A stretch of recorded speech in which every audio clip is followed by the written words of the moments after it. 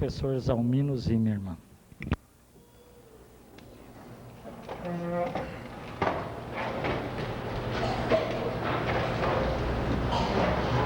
Senhoras e senhores, meus prezados irmãos, que a paz de Jesus esteja entre nós. Na visão de Eide e Alan Toppler, o mundo está atravessando a sua terceira grande onda de renovação humana. A primeira onda, ela foi caracterizada pela Revolução Agrícola, com o aperfeiçoamento do arado. A Revolução Agrícola impôs-se a todos os povos da Europa como uma fonte produtora de riquezas, ainda que primária. Tratava-se, evidentemente, de uma economia essencialmente agrícola e de um mercado estritamente local, e que produziu povos imersos desgraçadamente em grande pobreza, mas eram os recursos que haviam.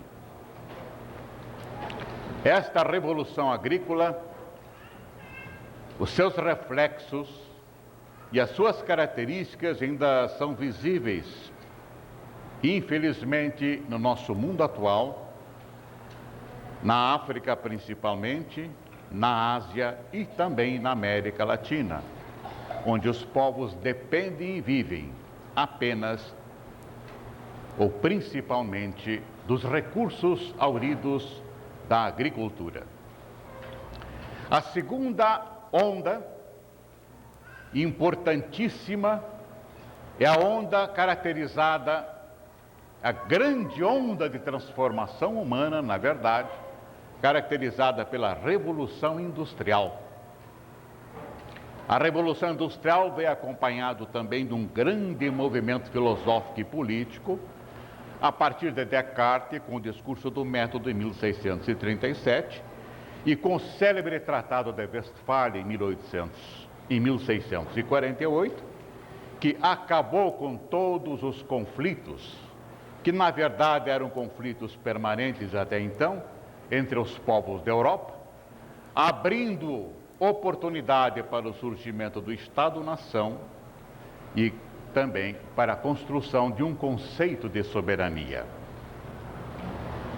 A segunda onda da Revolução Industrial, ela produziu riquezas inimagináveis para todos os países da Europa, para os Estados Unidos, mais tarde para o Japão e para alguns países também do Sudoeste Asiático.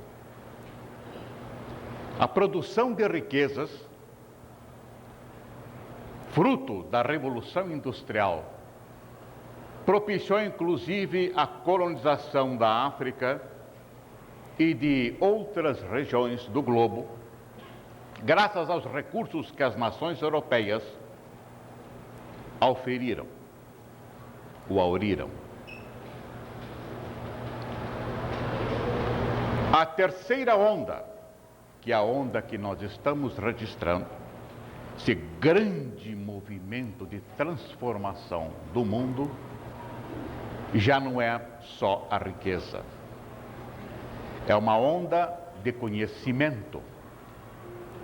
E então surge um novo modo de vida e uma nova sistemática, um novo sistema de produção de riquezas.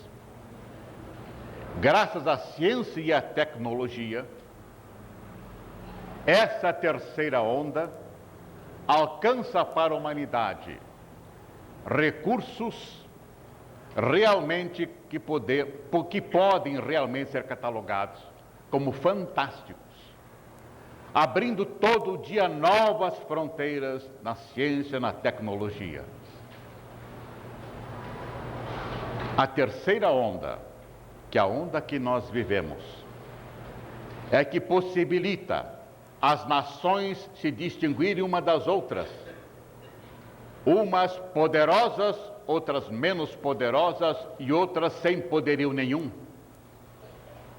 Poderosas são aquelas lideradas por nações como Estados Unidos e mais algumas outras poucas, capazes de produzir e distribuir conhecimento. Graças à riqueza produzida pela terceira onda, graças ao conhecimento que é alcançado aos povos, é que hoje nós podemos acompanhar nos noticiários o que está acontecendo no mundo em que vivemos e fora do mundo em que vivemos. E nós registramos, por exemplo, que a ida à Lua, que o lançamento de artefatos para o espaço cósmico, que o estabelecimento de estações orbitais já são tão corriqueiros que já passam até a ser coisas do passado. Graças à astrofísica, astronomia e astrobiologia, nós hoje devassamos o cosmos.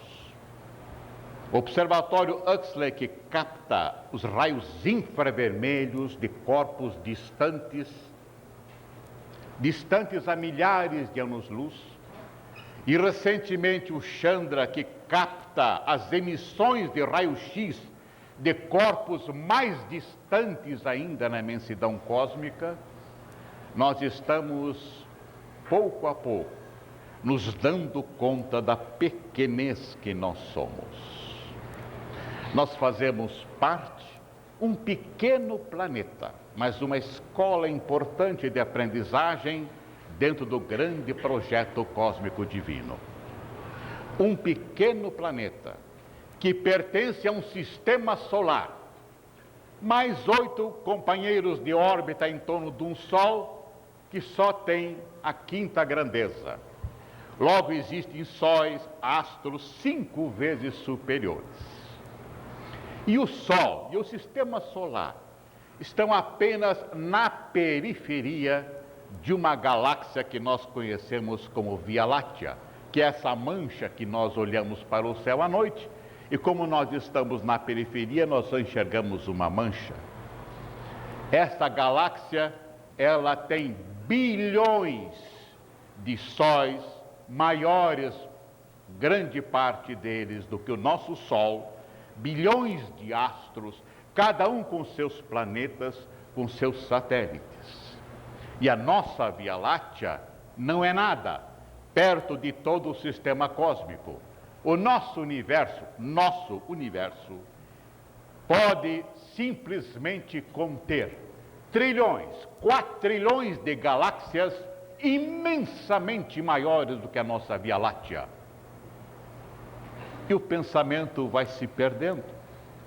Recentemente, mas recentemente mesmo, agora semana passada, pesquisas de astrofísica estão revelando que existem dentro do nosso universo, no mínimo 6 dimensões que não são captáveis ainda pela nossa instrumentação existente, que só registra o mundo físico dentro dos seus pequenos, dos seus parcos limites. Não estamos falando em dimensão espiritual nem física, estamos falando ainda em dimensões físicas, dimensões onde impera um mundo de energia que ainda é desconhecido. Mas nós temos avanços que nos apontam, embora seja especulação, conjecturas, a possibilidade de termos até 10 ou 12 dimensões de vida, de energia diferentes só no nosso universo. Mas o nosso universo, todo esse colosso fantástico, e que nós somos apenas um pontinho de referência, mas um pontinho e nada mais. Esse universo fantástico é somente parte de um sistema cósmico de um número infinito de universos que se expandem, se contraem, se expandem. E mesmo que vigore a doutrina do Bang Bang, que hoje já está sendo pouco a pouco superado, na verdade, são os grandes respiros divinos que constroem, transformam os diversos, múltiplos, quem sabe, número infinito de universos para servir à aprendizagem do ser psíquico que na Terra se chama homem e mulher. É uma visão fantástica. Graças, sim, à riqueza, aos recursos da terceira onda, conhecimento científico e tecnológico que nos alcança, que nos possibilita alcançar estas realidades como hoje nós estamos. Não é só observação, tudo isso se traduz em cálculos matemáticos muito precisos. Quando se diz que existem 5, 6 dimensões, não é uma especulação filosófica, nem probabilístico, nem uma visão probabilística, não é. Isso representa o produto, o resultado realmente de raciocínio matemático. Mas em todos os campos do conhecimento humano, todos os campos do saber, nós encontramos a era do conhecimento que caracteriza a terceira onda, desbravando cada vez mais fronteiras. Vocês imaginem que só no campo da energia, hoje já nem se cogita mais de eletricidade, eletrônica. Não, se deixa de lado outros tipos de energia que todos conhecemos e que, vinculados direto e indiretamente, ou são expressões diretas ou indiretas do eletromagnetismo. Nós hoje já estamos cogitando de um raio laser capaz de transportar moléculas, já se pensando que esse raio laser poderá transportar no futuro corpos pesados. Talvez esteja aí a solução do transporte interplanetário a alta velocidade. Que dizer aqui da nossa medicina da Terra, nossa própria medicina próxima? Nós há pouco falamos em tomografia por raio-x, já passamos para a tomografia rapidamente para a tomografia atual por emissão de pósitrons de alta definição, por sinal. Hoje já existe um aparelho no hospital em Brasília capaz de detectar, de fotografar os órgãos humanos e filmar os órgãos humanos numa visão tridimensional, eles funcionando por dentro e por fora. E em curas, com apoio hoje, quem não ouve falar hoje da terapia gênica, não é? Ou na geniterapia, com base nos avanços da biotecnologia, hoje nós estamos acompanhando a estruturação, a fabricação de tecidos novos, de órgãos novos, graças ao cultivo, graças aos aprimoramentos biológicos que aconteceram em torno de pesquisas sobre a célula-tronco. E nas comunicações, que é a grande marca da terceira onda, ainda há pouco mesmo, a questão de uns decênios, nós estamos na era do rádio, da televisão, estávamos na era da televisão, imagine. Com a informática, hoje nós estamos com satélites, nós já estamos chegando ao videofone, já estão entrando no mercado, cada ser humano na Terra pode simplesmente ver daqui a pouco, já está no mercado no Japão e na Coreia, ainda em caráter experimental, mas já está. É só falar com a pessoa no telefone, inicialmente no celular, depois em qualquer aparelho, e a gente vai ver a pessoa do outro lado. Quer dizer, não há mais como mascarar. Nós vamos nos mostrar ao interlocutor pelo telefone a nossa fisionomia, o nosso olhar. E vamos também contribuir para que a gente mate as saudades, não é? Falar com um filho que está nos Estados Unidos, uma filha, e ver a fotografia no telefone. Coisas inimagináveis aqui, a questão de uns 30, 40 anos. Graças a essa terceira onda, que sustentada pela produção fantástica de riquezas, propicia um conhecimento cada vez mais avançado. Realmente, em todos os cantos,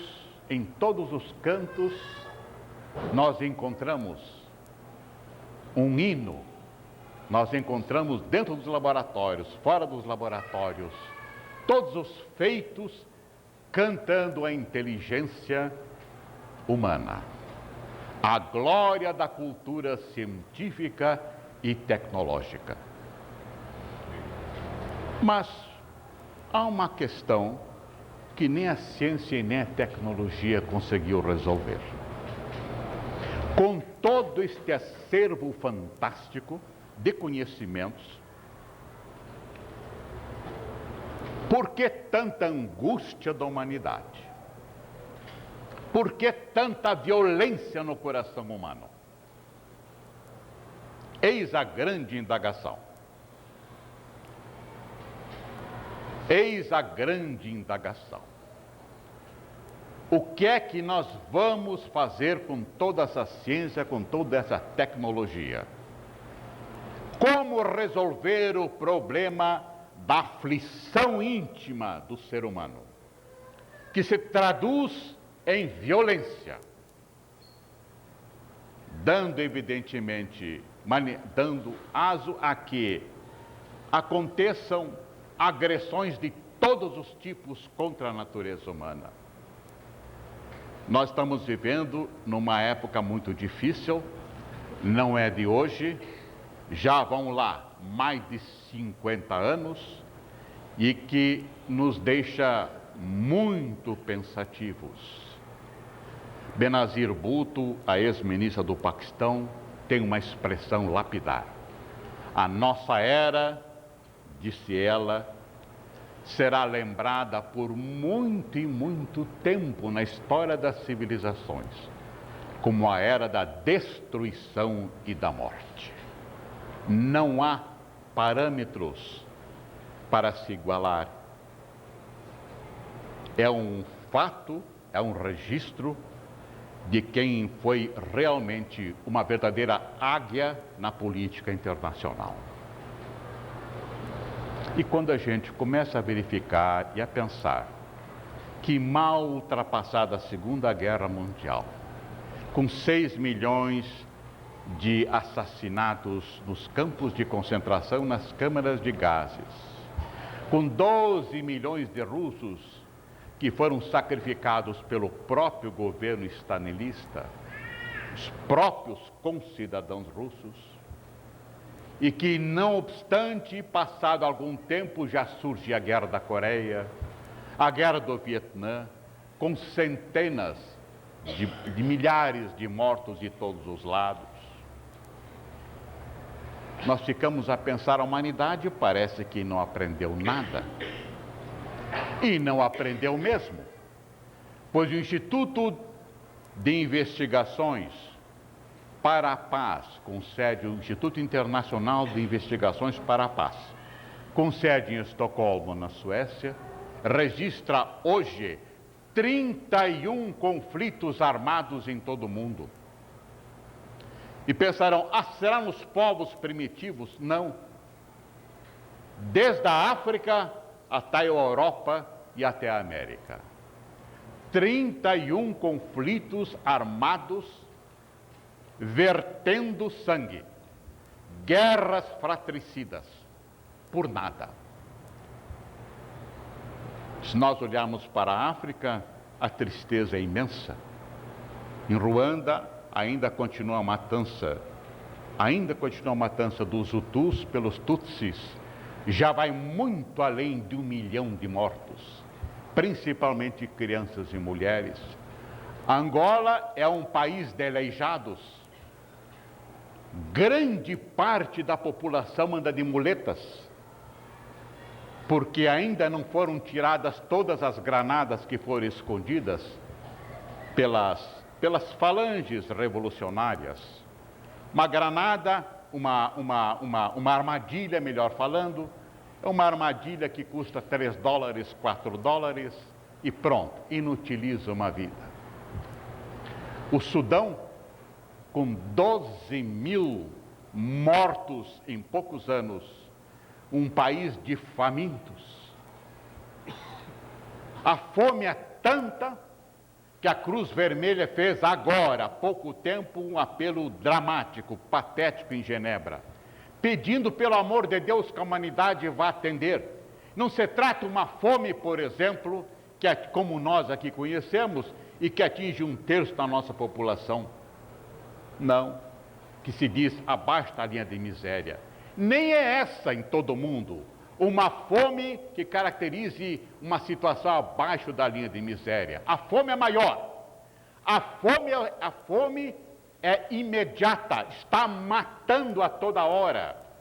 São centenas e centenas de mulheres, crianças, velhos e homens que morrem na África, no centro da África, na periferia da África, de fome, desnutrição mesmo.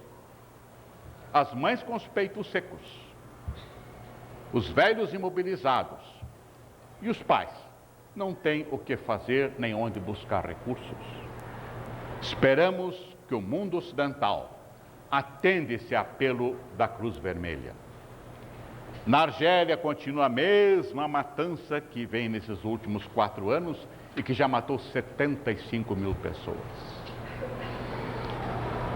Sempre os revolucionários, insatisfeitos, estão invadindo aldeias e degolando mulheres e crianças para que não fiquem herdeiros da parte ou dos seguidores do islamismo, que é diferente do islamismo deles.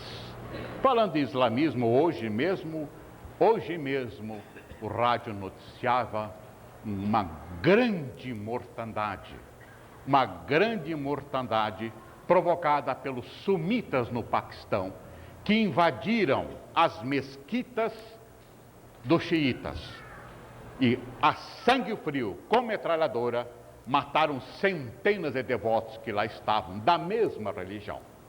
Bom, para nós isso não há mistério nenhum, porque os cristãos se matam uns aos outros como inimigos. Realmente a situação é grave. Mas não é só lá.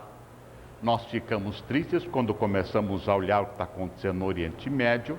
É uma guerra sem fim entre árabes e judeus. No Afeganistão, que nunca mais termina. Na Índia, no Paquistão, na Indonésia e na culta Europa, nos Bálticos, onde os sérvios mataram mais de 1 milhão de albaneses. Aqui na Colômbia, uma mortandade que não tem mais fim. E para que continuar? Este é o drama da humanidade.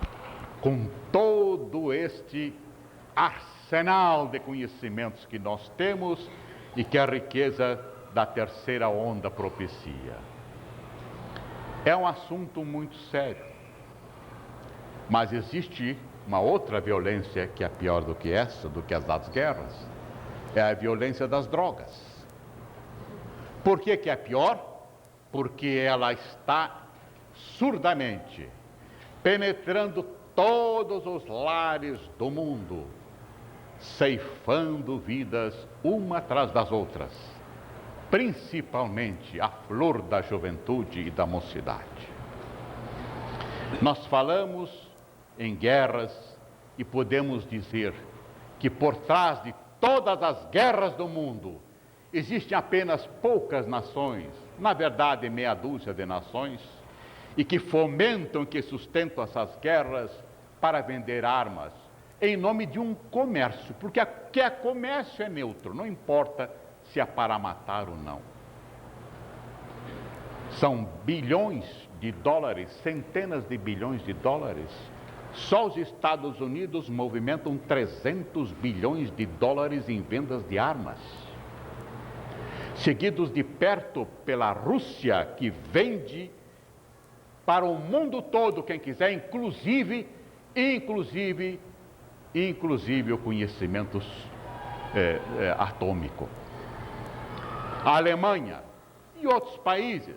O Brasil não é inocente. O Brasil vendeu muita arma para o Iraque. Saiu do mercado. Agora cogita-se que volte a vender armas, porque nós estamos com orçamento necessitando. Precisamos de dinheiro. Então nós vamos também continuar agora, revitalizar a nossa indústria bélica para poder faturar, para podermos ter dinheiro. O Brasil, que dizem que será a pátria do Evangelho. Então, meus amigos, realmente, e nós também sabemos que na guerra, muitos jovens, sim, jovens que nós nem pensamos, estão sendo sacrificados a toda hora. A Unesco levantou agora, em toda a Europa, a existência de 2,5 milhões de jovens de 12 a 17 anos com armas na mão. Mas na droga, a coisa é a mesma coisa, ou pior. A situação é a mesma ou pior.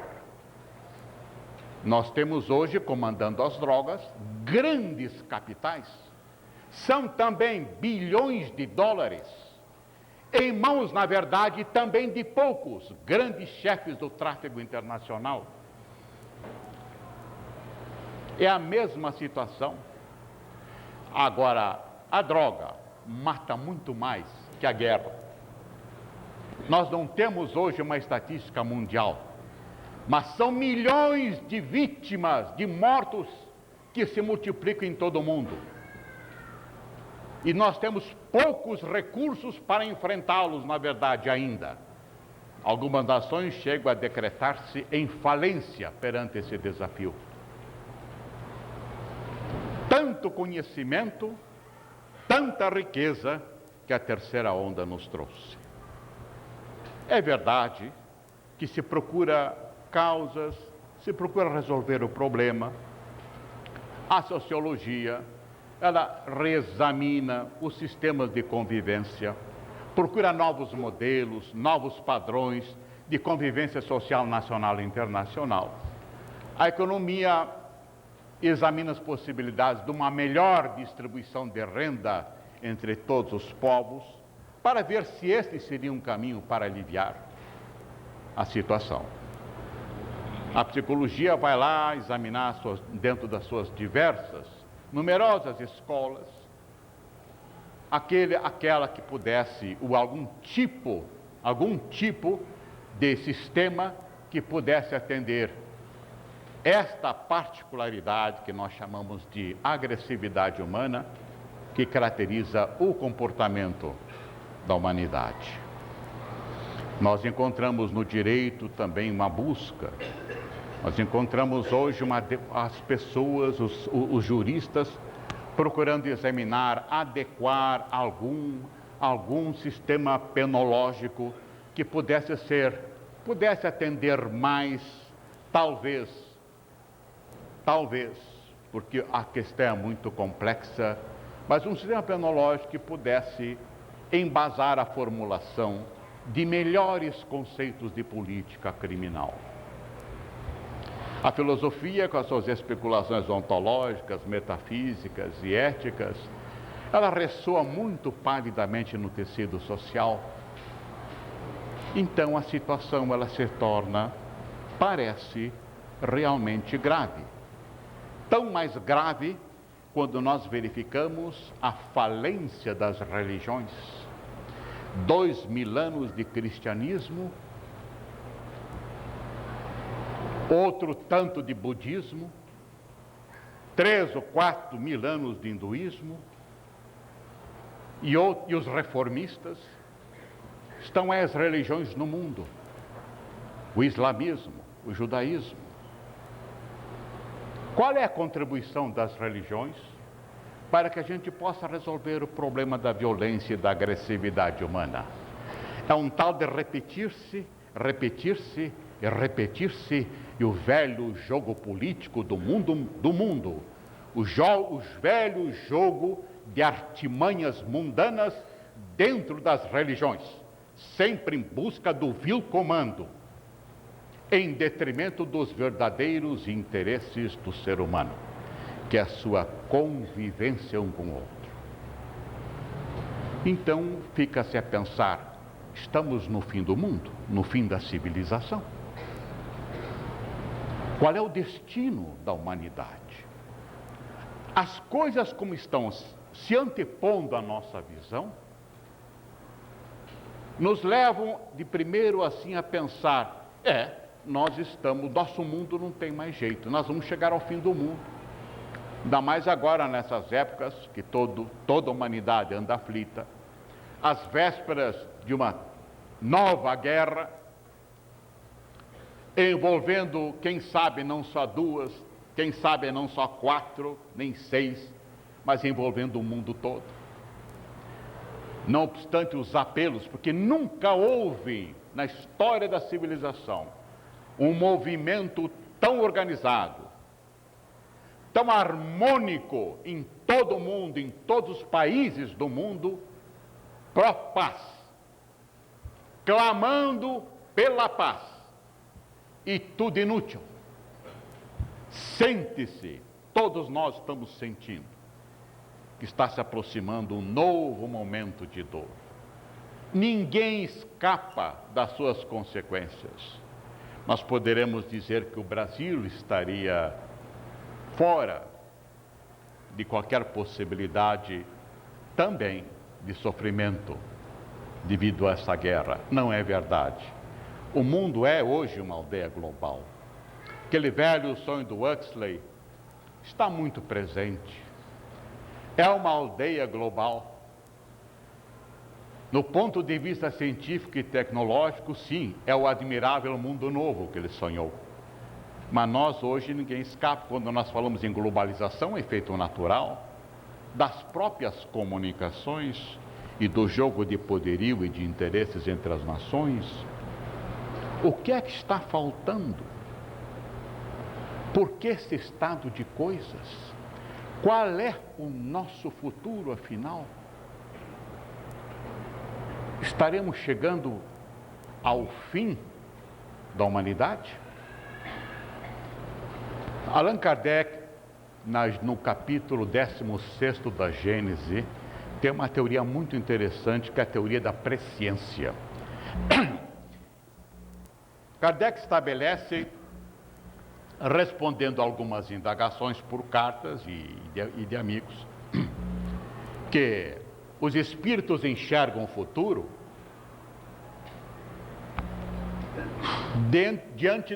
de acordo com as suas condições. E estabelece uma analogia. Ele suponha que você fique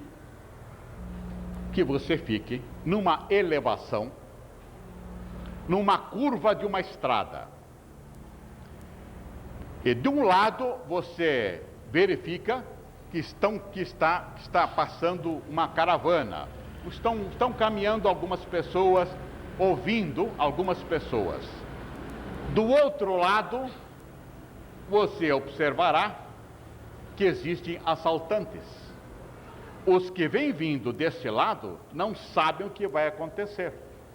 Mas a pessoa que está acima no monte, olhando, ele vai perceber que o futuro desses viajantes não será dos melhores, porque corre o risco e certamente vai ser assaltado pelo bando que está lá armado. É assim que certos espíritos podem antever o futuro dependendo da sua elevação. Mas há alguma coisa a ser acrescentada. Este observador do alto do monte, ele pode observar o trecho da estrada em que está, vamos dizer, a estrada futura, onde está esse bando. Mas se existir uma floresta mais além, ele não tem condições de saber a estrada que passa pela floresta, o que é que vai reservar? O que é que tem? Então, esta é uma variável. E a resposta é a seguinte: depende da altitude em que a pessoa fique. Porque se ela está, por exemplo, numa elevação maior ou num avião, ele enxerga por dentro da floresta e além da floresta. Então depende da altitude espiritual. Um espírito de alta elevação, quanto maior a sua elevação, mais ele consegue perceber o futuro. Na nossa condição, evidentemente, não é coisa fácil. Emmanuel nos diz que, inclusive, no plano dele, ninguém conhece o futuro. Mesmo porque o porvir, segundo Emmanuel, ele não está rigorosamente delineado, traçado. Ele só pode ser pressentido em suas linhas gerais, pelos espíritos do seu plano. Imagine nós. Mas vamos pensando um pouquinho mais e nós vamos examinar qual é a grande questão. Por que é realmente que, com todo esse conhecimento e com todo esse dinheiro, a humanidade está atravessando uma zona de tanta violência, tanta angústia, tanto sofrimento? E nós vamos descobrir que na base de tudo está a falta do autoconhecimento. O ser humano conhece tudo, mas não se conhece a si mesmo. O velho desafio do oráculo ateniense, e que se tornou legenda dentro da filosofia socrática, o conhece-te a ti mesmo, continua inteiro até hoje. É um desafio e um convite. A falta do autoconhecimento é que provoca todos esses desvios terríveis de comportamento que são marcados pela agressividade, pela violência. Na base de tudo está realmente o autodesconhecimento. O autodesconhecimento está na raiz de todas as dores humanas. E nós ficamos pensando que para chegar ao autoconhecimento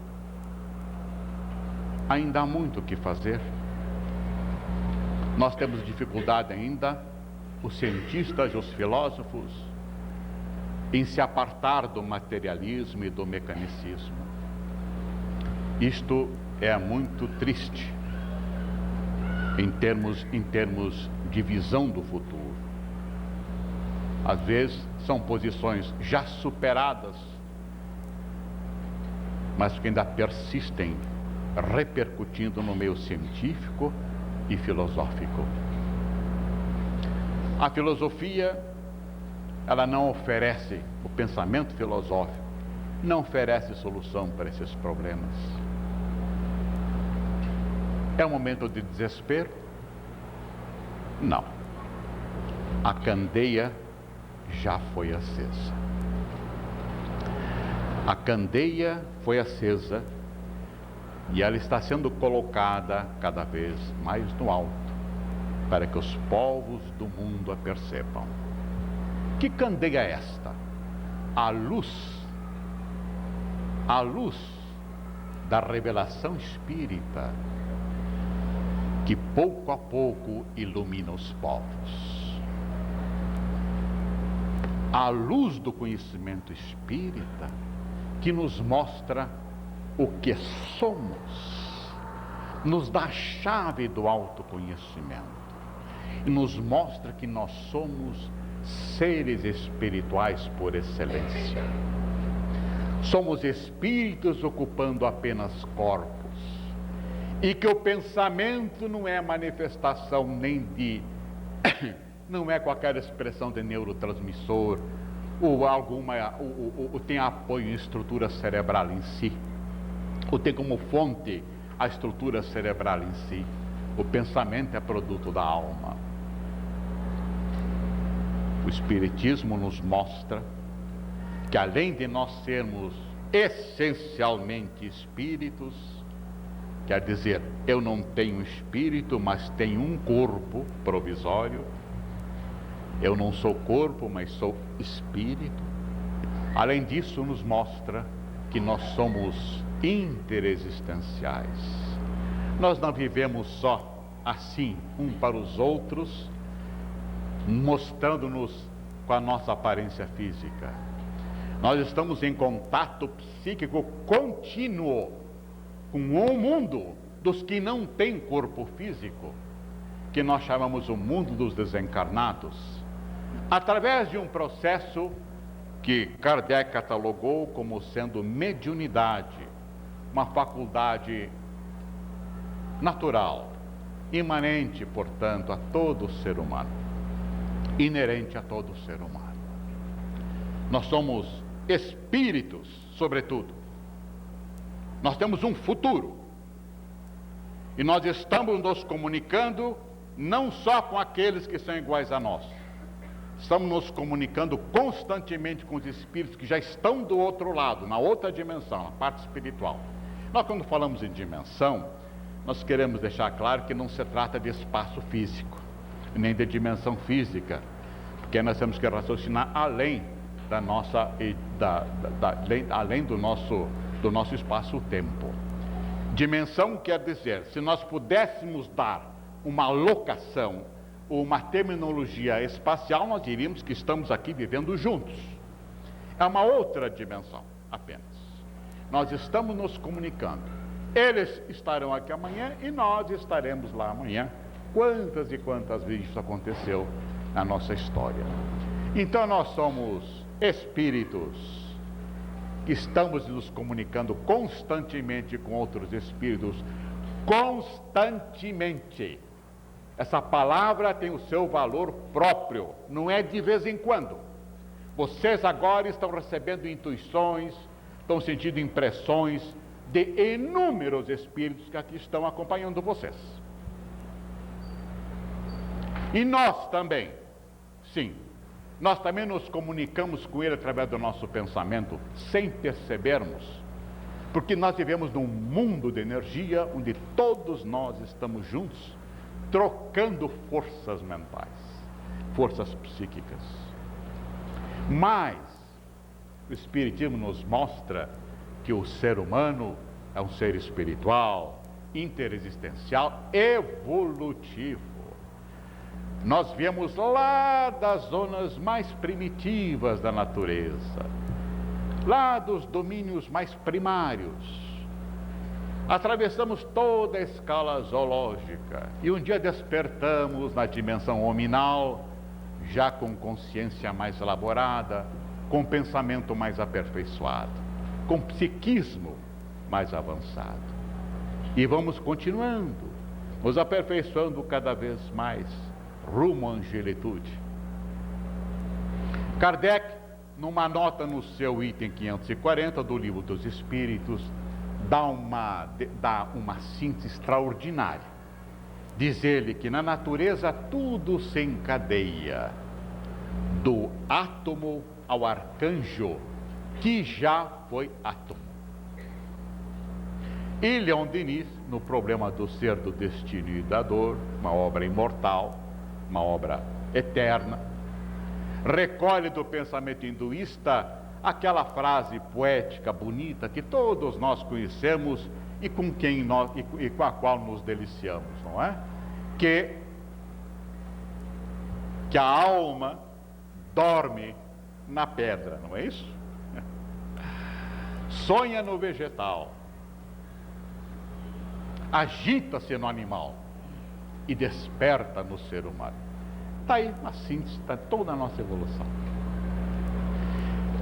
O Espiritismo nos mostra que todos os planetas, ou que grande parte, pelo menos, dos planetas são habitados. E que na Terra, onde nós estamos, a Terra é uma das escolas de evolução. Uma escola muito primária ainda, mas já é uma escola de evolução. E que aqui a evolução acontece através da lei da reencarnação, impulsionada pelo princípio de causa e efeito. Melhor, pelo princípio da causalidade espiritual, que é uma expressão da lei de causa e efeito, equacionada em termos matemáticos por Isaac Newton. E esta reencarnação, essas reencarnações, elas se realizam ciclo por ciclo, onde o ser humano experimenta todos os tipos de vivenciamentos culturais, afetivos, para que possa realmente se aprimorar. E nesta jornada evolutiva, o ser humano vai aprendendo pouco a pouco a respeitar a dignidade do seu semelhante. E mais, harmonizar-se com ele. Na verdade, a cada reencarnação, por menos que pareça, o espírito sempre aproveita algo mais. É um processo contínuo de reconciliação, de aprendizado, com destino, como foi mencionado, a angelitude. Um dia, nós estaremos livres da roda das encarnações na Terra e passaremos a dispensar, inclusive, esses corpos físicos. Estaremos vibrando numa outra dimensão, onde a dor já será coisa do passado. Por enquanto, nós temos que prestar a nossa condição e compreender que nós precisamos saber que só através da harmonização com nossos semelhantes e com o cosmos é que nós conseguiremos encontrar a paz que nós precisamos e os recursos para crescermos espiritualmente. Esta harmonização não é fácil. Não é fácil, mas nós temos um roteiro extraordinário. Se nós tivermos a coragem e a audácia de seguir, nós teremos sucesso em número de séculos menor do que se não tivéssemos este roteiro.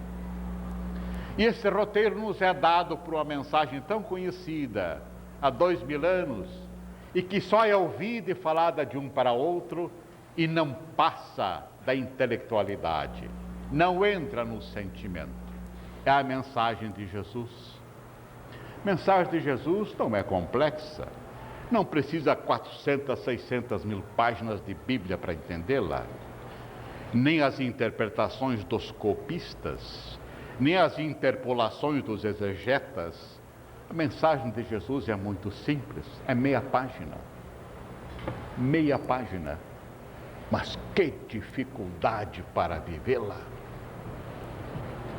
Bem-aventurados os humildes. Ora, uma frasezinha só. Para sermos humildes, nós levamos séculos e séculos. Bem-aventurados os limpos de coração. Olha, uma frasezinha outra. Bem-aventurados os limpos de coração. Sabe o que significa isso? Ser sinceros uns com os outros, simples e fraternos. Não só respeito à dignidade, mas entrelaçamento de coração com coração aberto. Que dificuldade! Bem-aventurados os misericordiosos.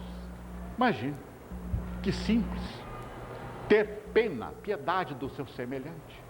Nós não temos piedade de filhos, nem de esposas, nem de irmãos. Nós temos piedade do Lulu. Esse nós temos piedade. Está chorando desprotegido, né? Dá-se um carinho no Lulu, senta o rei no filho. Misericórdia é piedade. Na hora que nós começarmos a compreender o que seja isso, nós mudaremos tudo dentro de nós. Nosso padrão vibratório muda, nossa aura se ilumina, nós atrairemos companhia espiritual superior, nossa vida vai melhorar mesmo. Não haverá questão, nem problemas, nem angústias, nem no ponto de vista físico, de emprego, de fome, etc. Nós, meus amigos, temos que prestar atenção a essas pequenas frasezinhas. Nós pegamos uma delas e levamos muitas encarnações para crescermos. Bem-aventurados os pacificadores, aqueles que onde estão pacificando. Eles não estão falando da vida alheia, estão pacificando. Não colocam brasa na fogueira, estão pacificando, harmonizando, compreendendo. Perdoai, não 7, mas 70 vezes 7. Ora, perdoar é fácil. É só a gente dizer assim, ó, te perdoo. Mas chega em casa e a vibração não para. Né? Aquele infame me prejudicou. Ele há de ser prejudicado. Há de acontecer com ele o que ele fez comigo. Mas eu perdoei. Não. Na verdade, nós chegaremos a um ponto, meus amigos, em que não precisaremos nem mais perdoar. Porque nós teremos chegado à compreensão. Quem compreende e é misericordioso e tem pena e que avalia o comportamento humano como ele é na sua dimensão, que cada pessoa é uma pessoa, esse não precisa perdoar porque não se ofende. Ele compreende. Não julgueis para não serdes julgados, moralmente, porque assim como julgardes, com a mesma medida com que medires, serás medido. Né? Isso é em tudo, não é quando nós estamos falando de alguém, nós estamos julgando. E é uma coisa muito interessante, porque é um dos postulados dentro da psicologia, e dentro inclusive da filosofia, principalmente na axiologia, nós sabemos que toda vez que nós percebemos, toda a nossa percepção, qualquer tipo de percepção que nós tenhamos, nós já associamos a uma valoração. Tudo que nós percebemos, imaginamos, criamos, raciocinamos, tudo é associado a um valor. Nós ouvimos uma notícia e já estamos julgando, bem ou mal. Quando nós estamos pensando em fazer alguma coisa, já estamos também, essa nossa ação já está contaminada pela ideia do valor. Então é muito importante que nós prestemos atenção aos valores que fundamentam o nosso comportamento. Lá na mensagem de Jesus, nós encontramos o que nós precisamos. Tudo aquilo que eu valorizar como não humilde, como não misericordioso, como não bondade, como falta de perdão ou falta de compreensão, tudo isto vai reverter em meu prejuízo pessoal no futuro.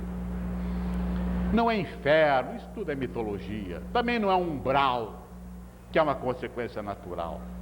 As consequências que nós colhemos dos nossos pensamentos, que às vezes os atos são uma maravilha. Nós somos uns santos por fora, mas a nossa usina está aqui na nossa mente.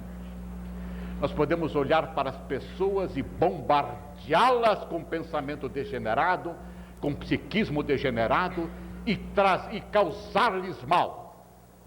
Não há mal pior do que o ódio.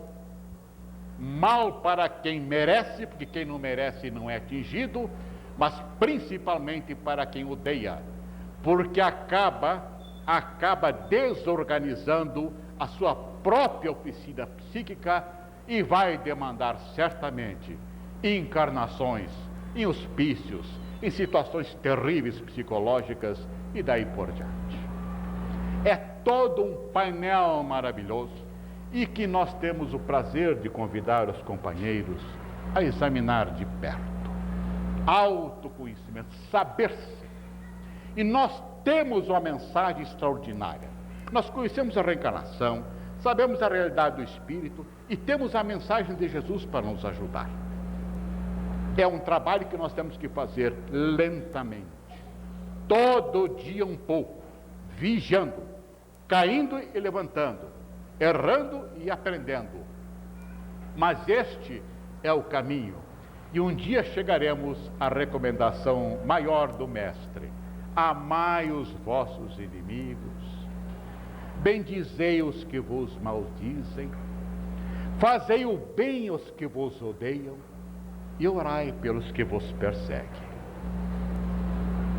Um dia chegaremos lá. E quando nós lá chegarmos, meus irmãos, sim, não haverá mais conflitos, nem violências, nem guerras, nem angústias, nem depressões, nem sanatórios e nem prisões. Porque o ser humano, ele terá compreendido que está nele o caminho da sua própria felicidade. Conhecer-se, esforçar-se para compreender o seu semelhante e ajudá-lo. Quanto mais ele ajudar, mais ele cresce. Assim nós encontraremos realmente, nós chegaremos à plenitude espiritual. Plenitude espiritual que é a alegria constante de viver e paz. Imagine-se só, paz constante, alegria perene de viver. Plenitude espiritual, pessoa certa de que está trilhando o caminho do equilíbrio e que vai crescer e que conta cada vez mais com apoio psíquico, com apoio espiritual, não só dos seus irmãos em encarnação, como também da espiritualidade superior. Será um dia em que nós nos libertaremos das nossas mazelas, que são fundamentalmente psíquicas e morais. Que belo dia!